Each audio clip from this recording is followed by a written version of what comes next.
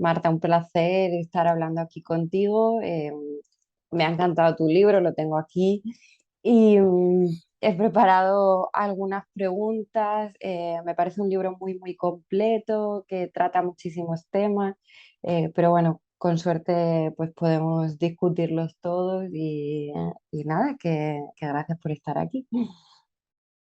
No, al contrario, muchísimas gracias a ti. Celebro mucho que te haya interesado y es un lujo hablar contigo, es un placer. Una de las cosas que me llama la atención del libro es que hablas de nuestra civilización industrial, capitalista, colonial, acelerada, insaciable. Y te refieres así a nuestra civilización varias veces, dices que es una catástrofe eh, colonial capitalista, ¿no? Pero luego también cuentas que en realidad esa destrucción de la biosfera ya empezó antes con nuestros antepasados, ¿no? Que es algo de lo que no se suele hablar mucho cuando discutimos pues, la crisis climática. Entonces, pues me pregunto si estás a favor del término antropoceno o prefieres el término capitaloceno porque en realidad pues, la destrucción se ha acelerado durante el capitalismo, ¿no? Y aquí suele haber discusión, incluso en los términos que tú utilizas, como que no parece estar muy claro por dónde te decantas. Bueno, es que el tema es realmente complicado, ¿no? Es decir, si tenemos esas dudas es porque realmente aquí hay muchos factores implicados. Y yo estoy de acuerdo con todo el mundo que está denunciando que el capitalismo es una fuerza destructiva, básicamente, ¿no? Que destruye el tejido de la vida, pero también creo que el origen de la catástrofe ecológica es más profundo y es más antiguo y tiene que ver con algunas dinámicas propias de lo que somos los seres humanos, que es lo que es más difícil de entender y de estudiar, ¿no? Tampoco creo que estemos como esencialmente condenados a ser tan destructivos. Yo creo que podríamos haber encontrado Ujú, otros caminos, pero está claro que no solo esta civilización, sino muchas otras formas de vida nuestras han sido muy, muy dañinas, ¿no? Es decir, que yo creo que hay que tener en cuenta como esos dos lados, ¿no? El capitalismo está claro que no funciona, pero hay algo más que no funciona, que está en nosotros, que ya estaba incluso en algunos cazadores recolectores cuando cazaban tanto que exterminaban la fauna a su alrededor, al menos de algunas especies, ¿no? Entonces lo que a mí me pasa es que ni me gusta el término capitaloceno ni me gusta antropoceno. No me gustan ninguno de los, ¿qué no fallo me les gusta ves? ninguno de los dos.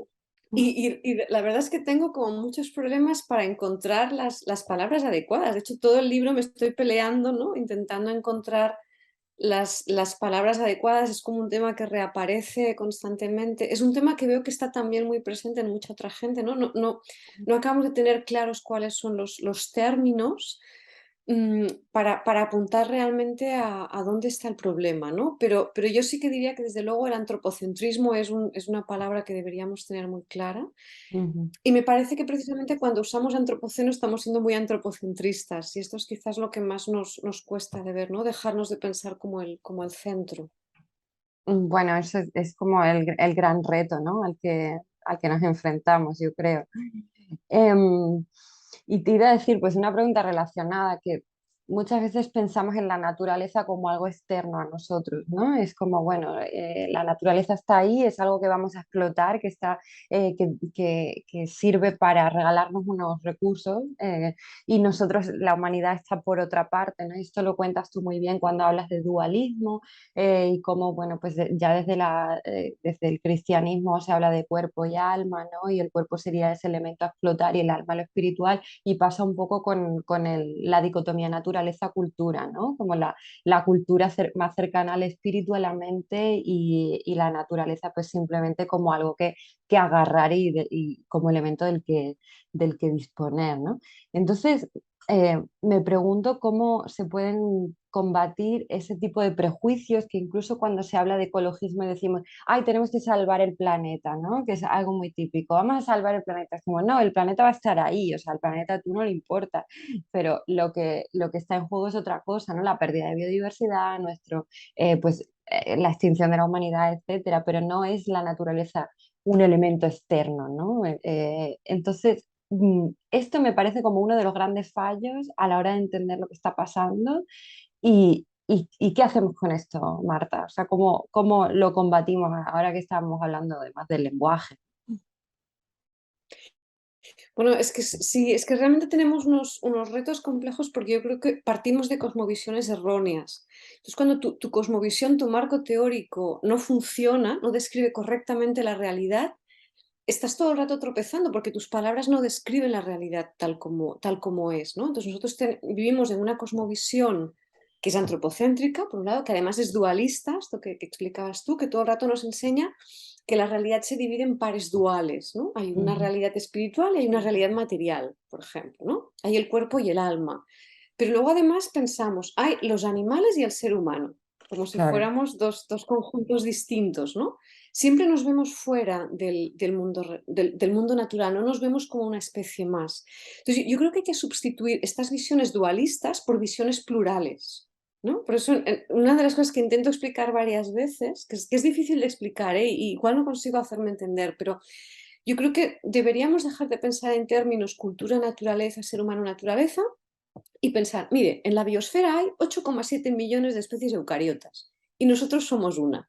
Entonces no es la naturaleza en nosotros. Somos millones y millones y millones de especies y nosotros somos una especie entre las demás y formamos parte de una red. Y la biosfera funciona en tanto que red, porque cada especie pues hace una serie de funciones que se complementan, se coordinan con otras especies y esto es una estructura en red. Y nosotros formamos parte de esa red, lo que pasa es que no queremos formar Ujú. parte, ¿no? Entonces, como no queremos formar parte de esa red, nos hemos inventado todo un marco teórico que viene a decir que nosotros no somos una especie como las demás, somos superiores. Y eso lo tenemos tan incrustado en nuestra mente y está tan incrustado en el sistema educativo y en el sistema cultural y en los medios de comunicación que cuesta mucho darte cuenta de que es un marco teórico erróneo. Ujú. Me parece súper complejo esto, ¿no? Como considerarte una especie más, porque incluso la gente que piensa, pues que, yo que sé, que defiende los insectos, ¿no? Hace poco hablaba con un científico que estaba muy involucrado en la defensa de las abejas y tal, ¿no? Pero pues siempre se habla de lo que los otros animales hacen por nosotros. O sea, como pues es que los insectos sirven para polinizar las cosechas, para polinizar las cosechas. Si no fuera por ellos, pues la producción de alimentación caería, ¿no? Entonces es muy difícil considerarnos como una especie más. O sea, como en tu vida profesional no te has encontrado como contraargumentos a esto, Marta. Sí, constantemente, claro. Pero en realidad las abejas no trabajan para la especie humana, es que este es el error, nadie trabaja para la Claro. especie humana. Las distintas especies realizan funciones ecológicas, pero no es para nosotros, simplemente es para el funcionamiento de la vida, podríamos decir así, ¿no? Es decir, cada especie realiza una serie de funciones y eso permite que la vida continúe, pero no la vida de la especie humana, sino la vida en general. Es decir, que Claro. por usar una expresión que no nos la tomemos tampoco en sentido literal, no se me echen encima los biólogos, pero podríamos decir que las especies trabajan para la continuidad de la vida, Ujú. para que la biosfera siga, para que los ecosistemas sigan, para que la vida siga, no para que nosotros los humanos Ya. podamos tomar café o chocolate o no sé qué que nos apetece o beber vino, ¿no? Entonces, tenemos esta impresión de que todo está relacionado con nosotros y es para nosotros, cuando no es así. Si nosotros no estuviéramos, la biosfera seguiría su camino tranquilamente y dudo mucho que nos echara en falta, ¿no? Entonces, Ya. lo que necesitamos es como integrarnos como una especie más entre las otras. Pero esto es verdad que es como muy complicado de pensar, de teorizar, de poner en palabras. A mí me ha ayudado mucho leer a alguna gente y hablar con alguna gente que creo que lo explican muy bien y que lo entienden muy bien, como Alicia Puleo, por ejemplo, o Jorge Ujú. Richman, que yo creo que desde la filosofía han hecho como un esfuerzo, ¿no? De pensar los marcos teóricos, cuestionarlos y que son capaces de explicarlo con claridad, ¿no? Pero es verdad que, bueno, pasar de un marco teórico a otro, de una cosmovisión a otra, es complicado. Es muy importante, creo, el rol de la filosofía y Marta, a ti te han criticado por hablar de estos temas sin ser científica, siendo doctora en filosofía. Es como, no, esto hay que dejárselo a los biólogos, pues a la gente que estudia, no sé, ciencias del mar, o físicos, matemáticos, pero las humanidades tienen que estar completamente retiradas de estos temas porque no somos de números, ¿no? Y yo me incluyo y sin embargo estamos hablando de cosmovisiones y y de relatos. O sea, esto de que hay naturaleza y hay cultura, al final es un discurso, ¿no? Que bueno, se ha hecho hegemónico porque una serie de gente lo propuso, ¿no? Pero no hay nada material, digamos, numérico que nos cuente eso y sin embargo nos lo creemos, ¿no? ¿Cómo te integras tú en esta corriente dentro de la filosofía? Y en el libro, por ejemplo, criticas bastante la universidad, ¿no? Y bueno, ¿y qué crees que se puede hacer desde las humanidades, la comunicación, etcétera, para evitar lo peor, ¿no? Del cambio climático y otros problemas y la pérdida de biodiversidad, entre otras cosas? Bueno, ese es un gran tema y es un tema también difícil porque el problema es que hemos ido especializando mucho el conocimiento y sobre todo hemos hecho algo que yo creo que es un error muy terrible, que es esta división entre las ciencias y las letras, ¿no? Como una Mm, división muy, muy radical, de manera que muchísima gente pues, que tiene una formación fantástica en ciencias no sabe nada prácticamente muchas veces de historia de las ideas, de filosofía de la ciencia, de ética, de cosmovisiones, de relatos, etcétera. Nunca ha reflexionado en serio sobre el uso del lenguaje, por ejemplo. Y también pasa, por otra parte, que la gente de humanidades muchas veces pues es que no tiene nociones básicas de ciencias naturales. sí, Entonces hemos como inventado compartimentos estancos y desde esos compartimentos estancos a veces es muy difícil dialogar, porque lo que para unos es ya muy básico y muy sentido común, pues en otra facultad pues todavía no se han enterado, ¿no? Y los intentos además de encontrarte y de hablar, bueno, con alguna gente funcionan, pero con otra gente son muy complicados. Entonces yo creo que aquí hay, bueno, debería haber un acercamiento y yo creo que de la misma manera que las facultades de humanidades se deberían introducir con urgencia cursos ujú, express, ¿no? De formación en ciencias naturales básicas para entender la crisis ecológica. Me parece que de la misma manera en las facultades de ciencias debería haber urgentemente clases de ética, de historia de las ideas, de cosmovisiones, porque muchas veces es muy tremendo como algunos científicos creen que están siendo neutros y asépticos y objetivos cuando claro. están nadando en un montón de ideología. Y les cuesta muchísimo ver porque nunca han hecho ese tipo de reflexión, ¿no? No son capaces de ver cómo determinados conceptos están plagados de connotaciones, tienen una historia, ¿no? Filosófica Ujú, del uso del lenguaje, ¿no? Las metáforas que usamos, las decisiones sobre por qué investigamos una cosa o investigamos otra, todo eso está muy cargado de ideología y a veces cuando no has hecho el viaje de pensar sobre eso cuesta mucho claro. darte cuenta, ¿no? Entonces Mm, necesitaríamos, ¿no? Ese diálogo y ese encuentro. Es verdad que eso también es complicado porque tenemos esta situación de que por un lado, ¿no? Sabemos que la situación es muy grave y hay que actuar con urgencia y por el otro lado tenemos esta sensación de que tendríamos que estarnos formando en muchas ujú, disciplinas distintas y saber mucho de todo y eso es como muy difícil de sobrellevar también, ¿no? Eso lo hablaba también un día con un físico que me decía, bueno, pero es que yo no puedo, claro, es que estoy no tenemos trabajando, ¿no? tiempo, ¿no? Claro. No puedo leerme todo, ni saber, ni tener en cuenta tantas cosas, ni darme cuenta de tantos y tantos errores, ¿no? Es decir que, claro, nos hemos equivocado, digamos, tanto en algunas cosas básicas que ahora a toda velocidad corregir errores mientras corremos intentando evitar lo peor es complicado, pero bueno, aún así yo diría que hay algunas cosas básicas en las que no debería ser tan difícil ponernos de acuerdo y tomar algunas decisiones como muy fundamentales sobre lo que habría que hacer con urgencia. Ujú.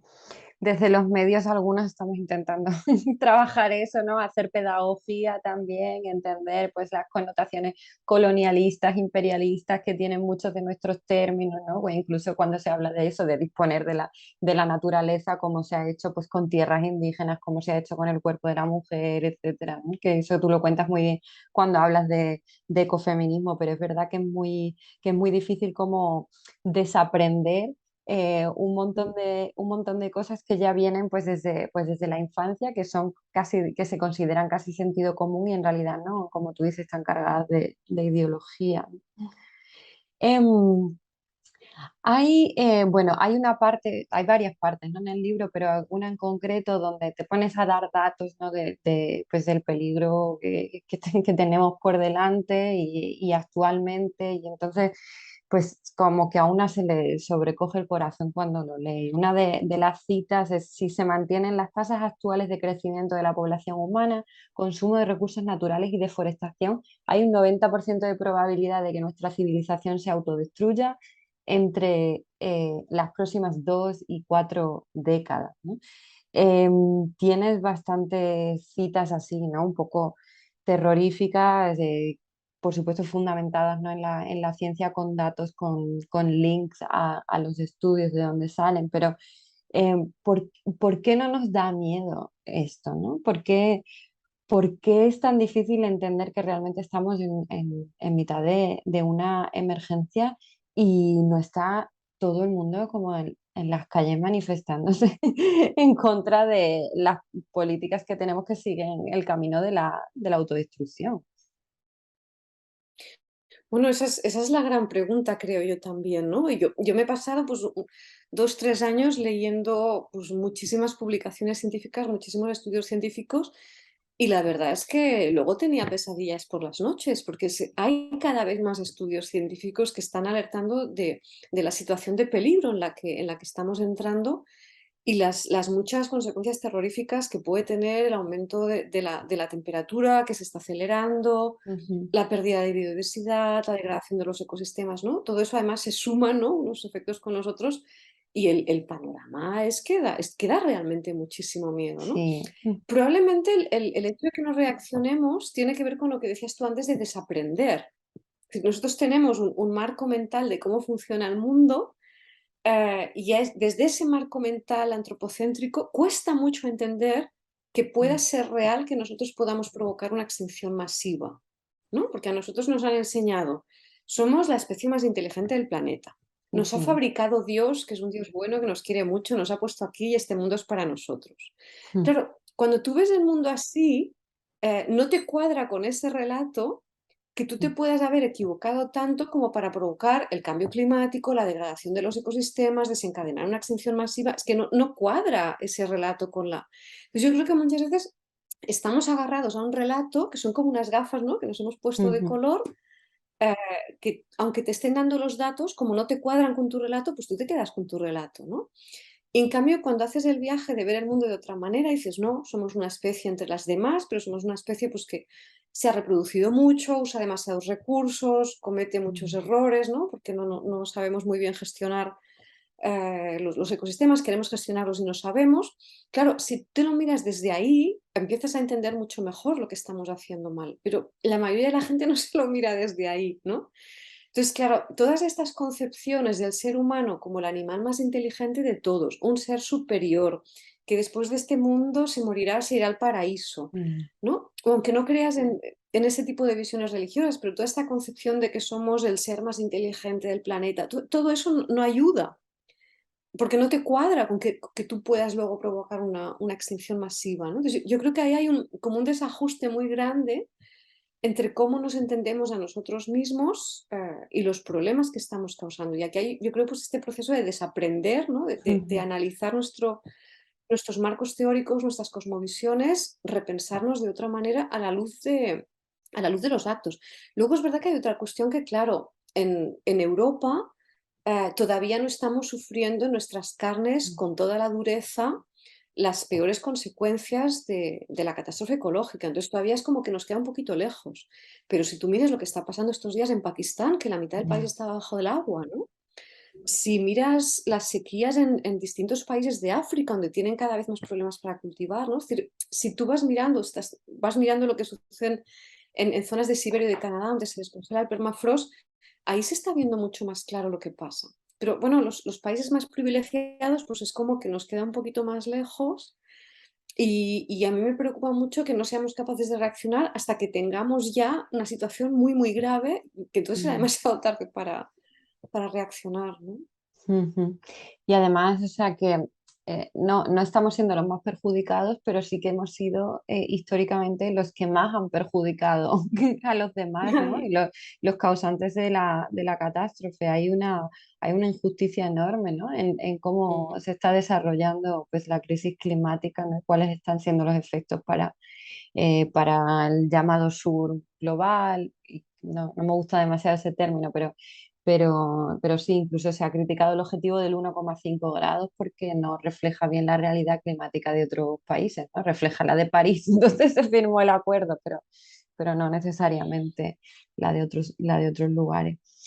Em, Hay hay un pasaje, bueno, que es brutal, a falta de otro término mejor, tremendo, que es el tragarse la empatía, ¿no? Y tú cuentas que para comer animales tenemos que tragarnos la empatía de alguna manera, porque bueno, cuando tú eras pequeña e interactuabas con animales, pues era imposible, ¿no? Cualquiera que interactúe con ellos es insoportable matarlos, ¿no? Entonces hay que reprimir eso, eh, y para podérnoslos comer o externalizar ese servicio, ¿no? Que otros los maten y yo no lo veo y ya está, ¿no? Entonces ya no me afecta. Pero hay parte del movimiento ecologista que está a favor de comer animales y, por ejemplo, defiende la ganadería extensiva o lo que se ha llamado ganadería regenerativa. Y tú incluso hablas de esta división. O sea, ¿a qué se debe esta división? ¿Y tú crees que en realidad genera una fractura irreconciliable o no? ¿O estos temas no dividen tanto al movimiento y no suponen un mayor problema? Bueno, yo creo que la cuestión del consumo de animales, no solo de carne, sino también de pescado, Ujú, es un punto absolutamente central, porque es verdad que el movimiento por los derechos de los animales, que existe desde hace siglos, siempre ha puesto ahí un foco importante, ujú, y tradicionalmente se había hecho más por una cuestión de ética individual, de no provocar sufrimiento, pero es verdad que pues en las últimas décadas, cuando ya se ha visto, se ha empezado a ver muy clara la relación entre el consumo de animales y la crisis ecológica, pues ahí el movimiento animalista se ha reforzado mucho en su convicción de que realmente el consumo de animales es muy problemático, sobre todo cuando tenemos una población humana tan elevada, porque este es un ya, poco el problema, ¿no? Es decir, que en una población humana muy pequeñita, ¿no? Imaginemos que los humanos fuéramos 500 millones de personas, como éramos más o ujú, menos en la Edad Media.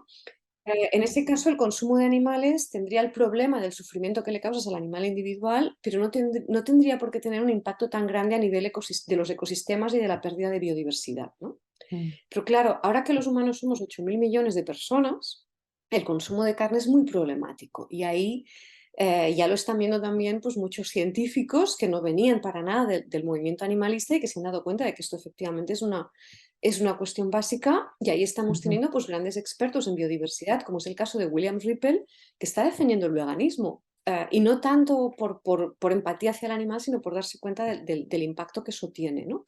Aquí hay esta cuestión que yo creo que es fundamental un poco para entender lo que pasa, que es entender que la cadena trófica tiene una forma básica de pirámide, ¿no? Es decir, ujú, en la base de la cadena alimentaria están las plantas, que son las que tienen la mayor cantidad de biomasa, y luego los animales herbívoros que se alimentan de las plantas ya tienen una biomasa más pequeña, porque no pueden acceder a toda la energía que ya, las plantas han captado del sol, ¿no? Y luego los carnívoros, los animales carnívoros que se comen a los herbívoros, siempre son los que tienen la biomasa más pequeñita, porque al subir pisos en la ujú, pirámide, la energía pues, disminuye, entonces no puedes tener ya, tanta biomasa, ¿no? Y esto en realidad cualquier biólogo lo sabe, ¿no? Que los lobos siempre son poquitos y que los linces siempre son poquitos. Claro, el conflicto ahí está en que la especie humana tiene una población muy grande, pero quiere una dieta cárnica. Claro, ujú, una población humana tan grande ujú, es que tendría que ser herbívora. ya, Entonces, ahí hay como un dilema, ¿no? En términos biológicos, pues la especie humana, o bien si tiene una población tan grande, debería hacerse herbívora, o bien si quiere ser carnívora, tendría que bajar la ujú, población.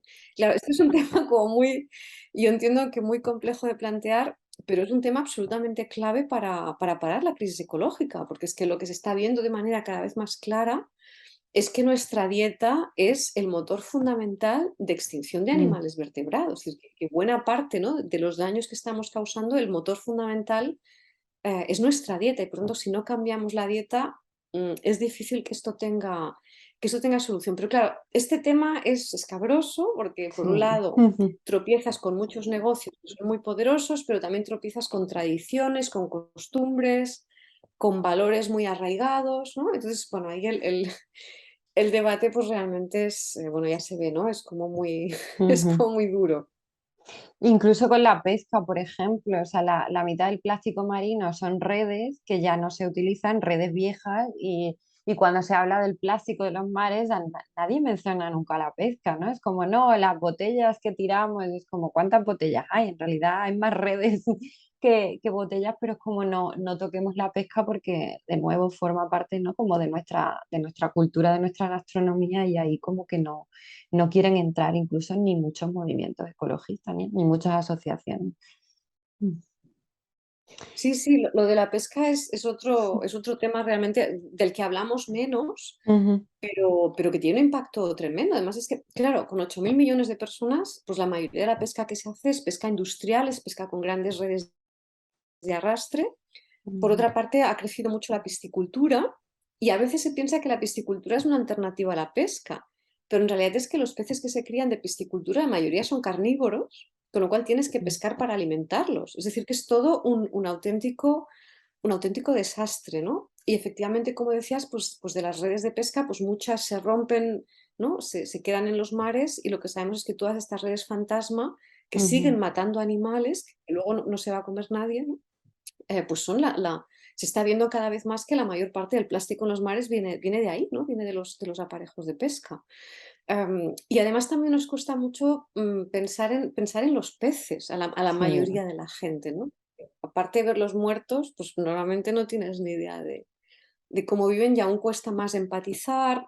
Los destrozos que se hacen en el mar, la mayoría de la gente no los vemos porque ya. ¿no? Pasa debajo de la superficie, con lo cual cuesta mucho también tener conciencia de eso y en cambio pues lo que está haciendo la pesca industrial es destrozar los océanos de una manera brutal, ¿no? El informe de IPBES lo decía claramente, es que el peor daño Ujú, para los océanos es la explotación directa de los peces y del marisco, ese es el problema.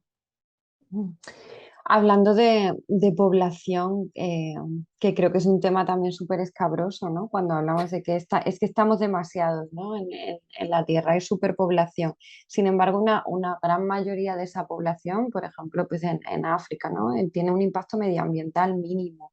Quizá no tanto en alimentación, aunque también comparado con nosotros occidentales, ¿no? Pero, por ejemplo, en cuanto pues emisión de carbono, etcétera. Entonces, yo no sé hasta qué punto como que es productivo hablar de población, que además, pues bueno, puede sonar un poco como a eugenesia, porque ¿qué es lo siguiente cuando hablamos de superpoblación, ¿no? Lo que más sabemos por grandes matanzas, errores históricos, es, bueno, pues hay que eliminar a gente, ¿no? Es como que se nos viene ese fantasma a la cabeza, ¿no? ¿Por qué hay que hablar pues de ser demasiados en la Tierra y por qué no? Y bueno, pues cuáles son los peligros de eso, si no crees que deberíamos enfocarnos más en el impacto medioambiental específico pues de una población concreta, ¿no? No es lo mismo un ciudadano estadounidense que uno somalí. No, está claro que los países ricos tenemos un impacto negativo en el medio ambiente muchísimo mayor que las personas de los países pobres. O sea, eso no hay duda, ¿no? Es decir, aquí hay Ujú, una diferencia de responsabilidades enorme. Es decir, los ciudadanos de Europa tenemos una responsabilidad enorme en el desastre y muchas personas de países empobrecidos, de países expoliados y colonizados precisamente por nuestros ya, países, pues la responsabilidad que tienen en muchos casos es que es nula, es que al contrario, son víctimas inocentes en muchísimos casos. En eso estoy completamente de acuerdo mm, y es verdad que es muy importante además, ¿no? Explicar esto.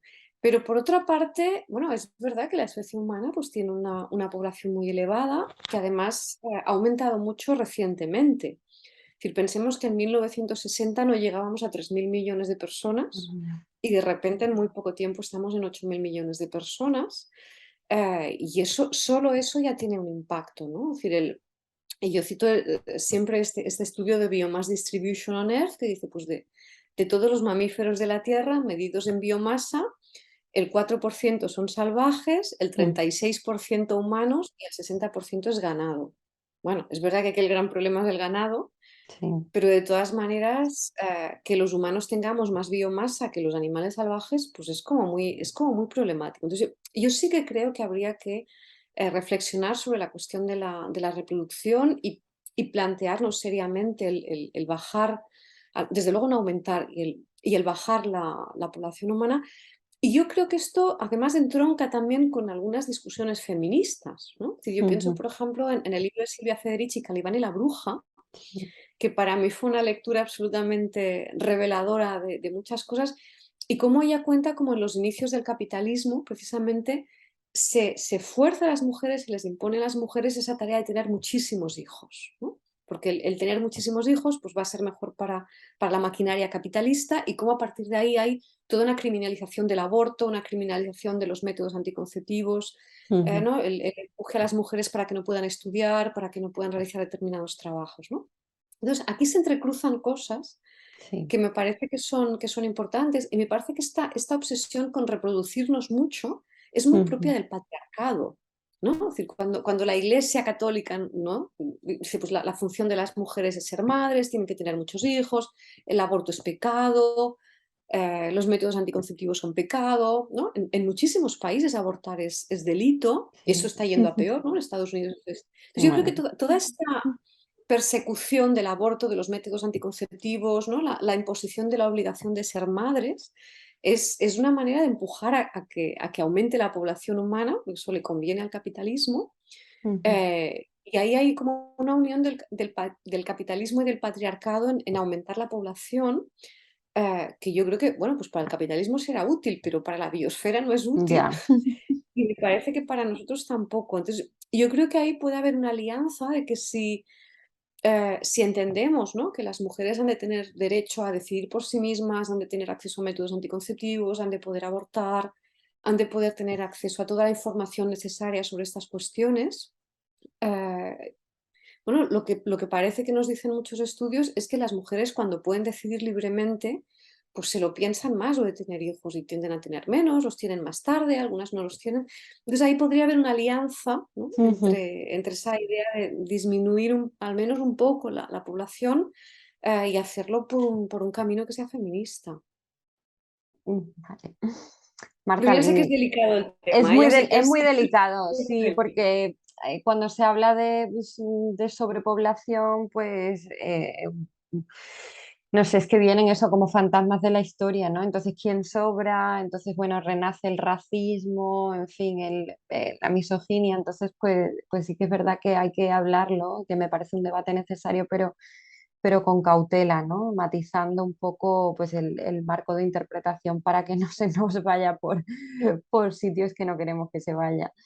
Em, Te iba a Sí, hacer sí, ya totalmente, sí, sí. la última pregunta, porque bueno, pues tú eres fan del rewilding, ¿no? Y digo fan porque lo comentas mucho en redes y tal, tienes un capítulo dedicado al rewilding y, y dices que, bueno, que tiene muchísimas ventajas, combate el cambio climático, pero también la pérdida de biodiversidad, y además dices que tiene la ventaja de ofrecer un discurso que no suena a aguafiestas, sino cautivador y estimulante, ¿no? Y yo confieso que después de leer ese capítulo, como quería plantar cosas por toda la casa, ¿no? Reproducir los potos, los geranios, como vamos a resalvajarlo todo. Entonces sí que es verdad que tiene algo de estimulante, ¿no? De ver crecer, pues eso, plantas, la vida, ¿no? De ver cómo las flores de tu patio atraen insectos. ¿Tú crees que es la solución a todos nuestros males, el rewild? Bueno, yo creo que es una de las soluciones que necesitamos, ¿no? Ujú, Es decir, hemos de cambiar muchas sí. cosas, pero yo creo que esto es absolutamente fundamental, es decir, que hay que pasar por ahí, ¿no? Ujú, Y a mí es de las poquitas cosas que me da esperanza. O sea, yo, bueno, que ujú, tengo una visión como muy pesimista de todo esto, lo que me da esperanza y lo que me permite pensar que quizás no todo está perdido y que a lo mejor aún, ¿no? Aún hay una rendijita de que resolvamos los problemas, es el rewilding, ¿no? Porque además ves en las cosas que se están probando que la vida, cuando la dejas, se recupera, se cura, ¿no? Vuelve a poner todo en su sitio. Eso es muy esperanzador, ¿no? sí. Entonces yo creo que ahí tenemos realmente un camino importante, y además es que es esto, ¿no? Es decir, todo lo que hay alrededor del rewilding es un discurso que despierta esperanza, que despierta alegría, y necesitamos también eso, ¿no? Porque nos faltan relatos positivos del futuro, ¿no? Es decir, estamos todo el rato viendo, ¿no? Un futuro muy feo, yo también. Entonces, Sí. yo creo que Ujú, el rewilding nos ayuda a imaginar sociedades mejores en las que nos entendamos con la naturaleza de otra manera. Y a mí es ya os digo, de las poquitas cosas como que me inspira, me da esperanza y pienso, bueno, ahí hay realmente un camino y es un camino además de disfrute, de goce, ¿no? De vamos Sí. a disfrutar de la naturaleza maravillosa, este planeta, vamos a celebrar la vida. Es un poco eso, ¿no? Lo del rewilding al final es esta idea de la celebración de la vida y de la fuerza de la naturaleza. Pues nada, con esa celebración de la vida y de la naturaleza y con esa esperanza nos vamos a quedar. Muchísimas gracias, Marta, por esta conversación que, bueno, me ha encantado. Me ha encantado el libro y la conversación, pues ha sido el remate ya. Muchas gracias.